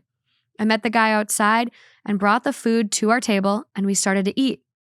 Some of the other tables noticed and asked us where the pizza came from. Apparently, some of the other tables close to ours didn't get any other food either, so we shared with them. This caused some commotion because other people were looking for food and asking the wedding party if there was pizza available. I guess there were others that didn't get to eat either. We did share with anyone who asked us. My friend came to talk to me about why I ordered the food. The bride was not happy about it. It ruined the aesthetics. So I told him that we didn't get to eat and that the food ran out long before our table was called, and we were really hungry. He then asked why we just didn't step out and eat and then come back. Though annoyed about it, I respectively explained to him that we were all drinking on empty stomachs and that it probably wasn't the best idea to have drunk people walking around looking for food. I don't think he liked that, but went back to his bride, who was now glaring at us. Like, what were we supposed to do? Starve? This wasn't the end, though. As we were finishing eating, one of the in-laws came to our table and he asked where the pizza came from. This is where I may be the asshole. There were 2 slices left. I knew he was eyeing them. I asked the other people at my table if they wanted one. Everyone declined. This guy then said he would have one. I then took the 2 slices, I put them on my plate, and I started to eat them. Then I looked at him and said something like, quote, "No, you and everyone at your tables had way more than your fair share of the buffet and ate all of it. This is the reason we ordered food in the first place. And now you have the nerve to ask us to share?" His face went red and he returned to his table. There was a lot of discussion going on there. They were all looking back at us with daggers. The bride looked even more ticked off at us. She had a bit of an argument with my friend. He eventually came back over to tell us we had to leave. I didn't mean to start any problems, so me and my wife called a cab and we left. He then called me a few days later and we had a long talk. I explained my perspective and he agreed that his in-laws were really rude for eating all of the food and leaving most of the other guests with very little. A lot of people actually complained to him about it. Everyone was drinking, thinking that there would be food, and they were disappointed. He was upset with his in-laws because he told them how many guests there would be and to order the food for that many people. He also saw how much they were taking, but assumed that they had ordered enough. He was wrong. He brought this up to his wife, and she said that apparently because the in-laws paid for the alcohol and the food, they felt entitled to eat what they wanted. She was really mad at them and reamed them out for tainting her special day. He also said a lot of the other non-family guests started to leave soon after we left because they too were hungry. They had fun celebrating, but it did kind of put a downer on their special day. Out of the 70 people there, about 30 left. I also found out that the guy that came to our table was his father-in-law. Father-in-law was really embarrassed by what I said to him. He felt pretty bad when he found out close to half the guests didn't get to eat anything and left early. So, am I the asshole? 50-50. I'm with you there. 50-50. I think huge mistake. So there wasn't enough food for half of the people. The caterer made a mistake. Really? I think the caterer made a mistake, or the number that they gave was a mistake. Something happened there. Yeah.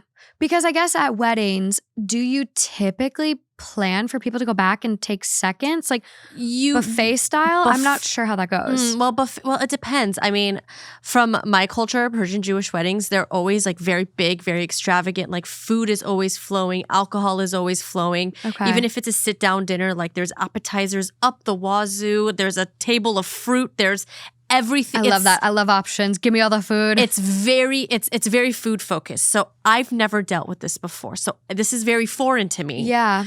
And the getting up and calling tables is also very foreign to me because it's kind of like a bum rush to the tables at Persian weddings. We literally like, let's go. Like it's very like people cut in line. People get plates of food for other people. It's ruthless. It's ruthless, but it's so fun. It's very fun. It's all in good faith. Nobody like hates each other when we're doing it. So well, and there's enough to go around. There is more. By the sounds there of is it. more than enough to go around. So this is a very foreign concept to me because all the caterers, it's a very small world of caterers that we work with, and they're all very generous with their portions and whatnot. So something went wrong with the numbers. It was a 70-person wedding. They probably made enough food for 50 people.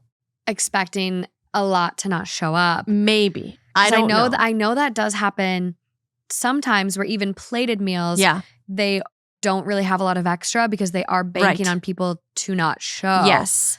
But with So 70 people, I feel, I don't know the details. Maybe there was an issue with the wedding planner. Maybe there's issues with the caterer, issues with the numbers. Something went awry in that section. If you are doing a sit-down dinner and it's a plated sit-down dinner, that's another story. Mm-hmm. You have extras. People write chicken or fish or whatever, vegetarian. They have that option. This is very weird to me. Something went wrong with the numbers. Well, and I think buffet style, haven't done it, unclear. But I feel like given that style, it would be the one where you plan for extra food. Yeah. Because you don't know, some person could take 1 chicken breast. Someone could come up and take 3. Right. In a lot of cases, no one is standing there hovering over the person and then yelling at them, oh, no, you can't take any. Like it's not That's really not how buffets work. Yeah. No. So you do kind of have to prepare for a lot of variance. Yes. Getting to this one, do I think OP is the asshole for ordering pizza at someone's wedding? I don't think necessarily the asshole for ordering the pizza, but I would say the asshole for how you treated the in-laws. Right. And maybe a little bit about how you wrote this post. Yes. You know, there was a line like, oh, they're large people. And then the next line was like, but I would never judge someone for their size. You are. You did. Yeah, you just did. So I didn't really love that. Mm-hmm. And I also think it would have been easy to go up to the groom, like it's your friend, you're close. Right. Hey, we didn't get a chance to eat. Would you mind if we all ordered some pizza and wings? Yeah. And then you could ask the groom like, hey, obviously you want people at your wedding happy and fed. Is that something you want to take charge of for the magnitude of other guests that haven't eaten? Right. So I don't know. I would have, if I was in this person's situation, which I have been at a few, I've been to one wedding before where there wasn't that much food. Yeah. I kind of just grinned and bared it. And I was like, whatever, I'm going to eat later when I get home. If I was drinking a lot and there was no food, I would go eat the pizza in the parking lot with my friends. That's what I would do. A little car bar? A little car bar. I'd say we're going to go smoke a cigarette, but we're not smoking a cigarette. We're eating pepperoni pizzas, okay? That's what I would do. Oh, I'm craving pizza now. I would do that. I would do that with my friends. I wouldn't order 4 boxes of pizza unless my table was 4 boxes of pizza kind of table.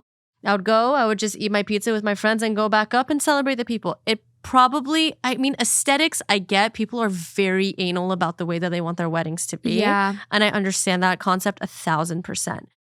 In order to preserve the sanctity and the beauty of the wedding, I would have done that. And then me and my table, 8 to 10 people, wouldn't have left early. 20 people might have left. Yeah. And those people might have gone off and done whatever they wanted to do. But I would have gone and partied some more, drank some more, ate some more, had some more fun, taken a bite of pizza, gone. You know what I mean? I know. It could have been more subtle. Yeah, you could have. And then no issue. Like coming and opening a huge box of pizza and sitting there and eating it with like a bunch of people. I wouldn't have done that at a wedding. You also like, it would be kind of common sense that like you would think, oh, you're showing up with a box of pizza. Other people are going to ask where you got it. I mean, you know, I've been to a club before and someone brought a pizza. To the club? Yeah, this was great. This is when I was clubbing back in the day. Oh my God. Like, someone brought pizza to the club. I don't know who it was, but you better believe I got a piece of pizza. I've never been so lucky. It'll happen. I will say, like, they could have also played it off as a really fun thing where it's like, oh yeah, the pizza, it's one of our late night bites, and then ordered a shit ton more. Like, I love when weddings do that. Me too. Even just a little snack. Like, it can be so simple. Yeah. But I love when weddings do that because you are there for a long time. Dinner's at 6 and you're dancing till midnight. Yeah. You need sustenance. You need a keep fry. you going. You need the fry and sliders. I love the fry and sliders combo at a wedding at like 11:30. I've been there and I loved it. But I'll say this: the pizza at the event, at the actual venue, big mistake. Should have just kept it with the valet people and gone and taken a bite and then gone back up. So you're not an asshole. You're not the biggest asshole. Yeah. You are a little bit of an asshole because of the way you treated the father-in-law. So true. And because of the way that you brought the pizza to the party. Well, you know what's interesting too is the fact that the venue even allowed that pizza in. Oh yeah? Yeah, so I have a friend that recently got married and I was invited to like hang out early. Like I wasn't a bridesmaid or anything, but like she's so sweet and just wanted to make sure I felt really included. It's really sweet. Cuz like it's a mutual friend. Like my fiance was in the wedding. Okay. So like we've all like as like a couple now like become like couples, become very close. Sweet. So it was great. So I showed up a little early and I made the mistake of assuming there would be coffee there. And I was, you know, jet lag, a little tired. So then I was like, I'm going to DoorDash the coffee. I was exhausted. And they came in and they said, you cannot have anything delivered. It's against our contract. So I'm going to have to take that. Oh, and brutal. I had ordered like a traveler like that served 15 people because so many other people wanted coffee. Oh. They were like, oh, well, you can add coffee onto her catering bill. No and I go, way. I am not doing that. Get and I the fuck out of here. I go, the bride's mom mentioned that you guys actually have a Keurig. I go, is there any way I could just get 1 cup of the Keurig coffee? Yeah. Like, I'll literally take mud coffee. I don't care. I'll give you $5 right now. And she goes, yeah. I'll let me get that for you. I saw her again 45 minutes later and she goes, oh my God, I forgot. Let me go get the coffee for you. Another 45 minutes went by. Shut up. That's brutal. But imagine you went and you told the bride that, then she would have had to go, or like the bride or the groom, they would have had to go cuss them out.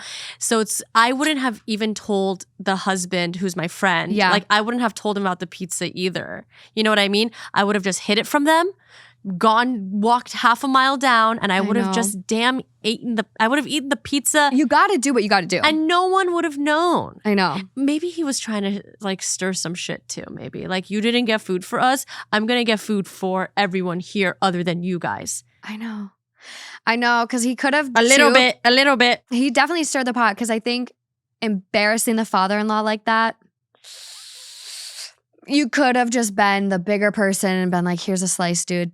No, he could. I don't think he could have. Really? Stand on that principle? I think he wanted to like stick it to him, you know? He definitely did. Well, he was also drunk too. And you know, sometimes your inhibitions are a little bit, you know, wavered whenever you're drunk. So I think me hangry is so scary. Me drunk and hangry. You do not want to see me when I'm drunk and hangry. No. Have you seen that like TikTok trend going around? It's like oh God, I don't even know how they caption it, but it's like, I love the monster I was when blah, blah, blah happened. No. And I'm going to have to send it to you or show you Thursday. Okay, because I deleted TikTok off of my phone because I'm way too obsessed with it. Good for you. Yeah, I can't. My brain does. I haven't had it for like a year and a half, 2 years. I'm so impressed. I'm really big on Reels though. I was going to say, you're on the Reels for sure. I mean, I get everything like 3-4 days later, but oh my gosh, I'm obsessed with Reels. I just sit there like this. I'm just like... That's literally me. Oh my gosh. It's really bad. I love that for you. But yeah, total 50% asshole. 50% not asshole. Are you kind of in the boat of just everyone sucks? I think I am right now. I would say, yeah. I'd say everyone sucks. That's the consensus. Normally, I'm like a very like positive, happy, like everybody's good. But like these stories really make me question like my faith in humanity. I go back and forth too, and it's so hard where it's like, I know so many people are like, it's either asshole or not the asshole, or oh my God, you're so flip-floppy on your takes. But it's like everything is so, there's so much specifics here. Yeah. And it's also one of those things where it's like, I don't know. I don't know. Maybe I picked a bad story because I don't know my feelings yet. But let me tell you, I do think like the dude had to eat, so he found a way to eat. It was either that or like leave real early. Yeah. Not have any fun. Eat grass. Eat the grass. What do you mean? Grass. Yeah. I mean, we contain multitudes. So I think people are sometimes assholes and sometimes they're not. I think it depends on the day. Yeah. And, you know, I do say he is the asshole for a little bit of how he wrote this. And I do think regardless of not getting food and someone eating too much, I don't think it was your place to be the one to call him out on it. That embarrassing him, that was too far for me. Don't do that to the bride or the groom on their wedding day. Just don't. No, not at all. Go find a wedding planner. Go find someone else to talk to about it. Okay, the comments on this one. So top comment on this one. Okay, can't wait. A family member had a similar sized wedding a while back. The caterer handed out the same portions to everybody the first time through so that everybody got fed. Seconds were a free-for-all. Later in the night, a table full of personal sized pizzas. We were eating pizza for a week after that. Okay. That's how it's done. That's how it's done. I actually like that idea that even if you have a buffet, you have someone maybe serving that main protein or whatever you're offering. Yeah. Makes sense. Because that does like control the odds a little bit more. That makes a lot of sense. Yeah. For 70 people, it's not that hard. I would hope that people would just have, you know, like common decency to take like a little bit of like 6 ounces of this protein. Yeah. 2 ounces of this carb. But not everybody has common sense. No. Some people just see food and they dish up thinking, hey, they planned. It's not my problem. I'm going to eat it's not my problem. I eat. And that's what the family did, but didn't plan accordingly. There's another comment. Can't believe the father-in-law asked for pizza, LOL. That took nerve, right? He has no pride or shame, clearly. I think he's just kind of dumb. I think he's just gluttonous. Yeah. Gluttonous dude. Just like bopping around. Like, sorry, I don't care how good I ate. If I saw pizza floating around and there was extra slices and someone right in front of me asked everyone, oh, do you want this slice? And no one claimed it. I might ask for that pizza. I am no better than this man's father-in-law. I would have asked for it too, of course. I'm immediately going to Whole Foods and going to the pizza bar. Good. After this. Like enjoy. I love pizza. Enjoy. Ooh. We have a bit of an edit. Okay. Bring it on. My goodness. I didn't think I was going to get this kind of response, LOL. So many comments. There are a lot of comments. 3.2K comments on this Read them all. There's some people that wish I would, and we would be here until next year. I went through a good chunk of the messages and thought it would be easier to address the common ones here. 1, the only reason I ordered the pizzas was because I was drinking. All I ate that day was a sandwich for lunch and some bread that was at the table, so I needed something more substantial in my stomach so I wouldn't get sick. So no, I couldn't wait it out a few hours. No. Which I think is fair. I wasn't the only person drinking either because the open bar was booming. However, I guess I could have held back on drinking a bit until the food came out. 2, those saying that I fat shamed the father-in-law, I'm going to have to disagree. I didn't say anything to him about his body. I was only honest with him about why I had to order the food. I don't judge people based on looks and accept everyone for who they are, as they are. You can't judge a book by its cover, so I judge people based on their actions. If you knew me, you would see that my friends range from basic people to freaks and weirdos, LOL. In fact, a good friend of mine, nicknamed Crusher, is a big dude. Absolutely hilarious and super fun to hang out with. 3, this is not an AI-generated post, LOL. My intelligence may be limited, but there is nothing artificial about it. 4, buffet was at my friend's request. He loves buffets, and this was his added touch to the wedding. He also chose the dishes. I know that it is not common for weddings to do buffets, but that's what he wanted. I wonder if, yeah, I feel like most weddings I've been to have actually been buffets, but I digress. Thanks everyone for your comments. I will continue to read them and update accordingly. Hey guys, I already have an update. First, I never stated when the wedding happened. The wedding was last week on July 20th. My friend just stopped by for a little bit. Apparently, his wife was more upset than he initially said, but not at me, towards her family. He also said she wanted to apologize for booting me. So father-in-law feels really bad and he is going to step up and try to fix the situation. He is going to throw an after-wedding shindig. LOL, his words.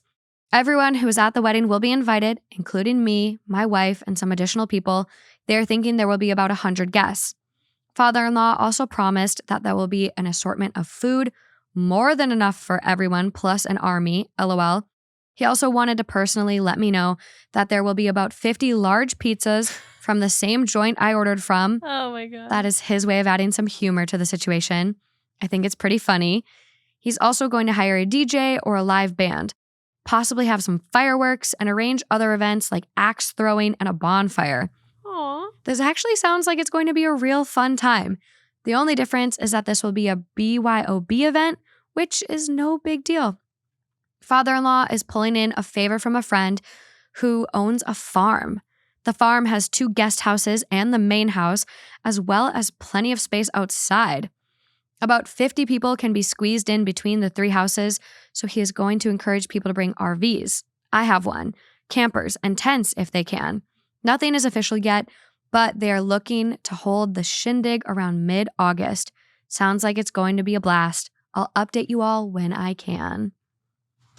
Happy ending. Beautiful. Because it could have been awkward going forward. You could have lost a friend. Yes. But what a good father-in-law.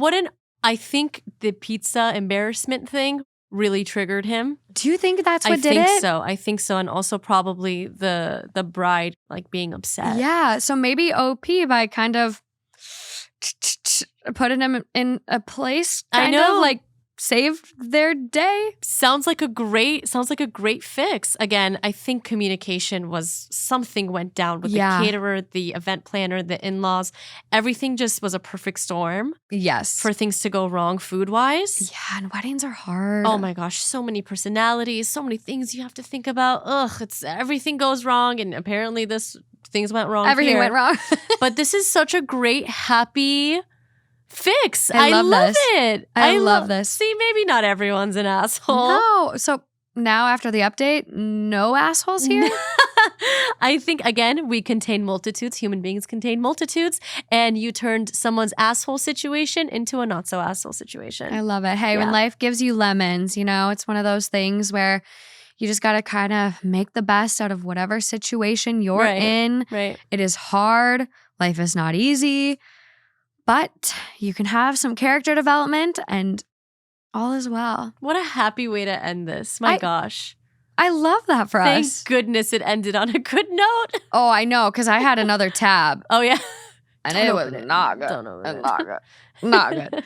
Nicole, thank you so much for coming on. Oh my gosh, thank you so much for having me. This was a blast. Where can everyone find you, your amazing shows? Sure. So you can find us at Mythical Kitchen as well as Good Mythical Morning. You can follow me on Instagram at Nicole Enayati. And you can get my book, Bake Up, on amzn.to. I'm getting the book. Yeah, or I'm just going to bring it for you. And that's pretty much it. Oh, you can check out the podcast that I host with my boss, Josh. It's called A Hot Dog is a Sandwich. Is that all I got to plug? I think that's all I got to plug, baby. If we're missing anything, all of Nicole's links will be in the description for this show. You won't miss it. Easy to find. I'm actually I'm making a little adventure over to your studio later this week too. Can't wait. So oh my God, I can't wait. It's going to be so much fun. I'm so excited. So we'll link that episode when it comes out. But other than that, thank you guys so much for being here. Head over to Patreon because I have a few more of these food stories. And other than that, until next time, bye.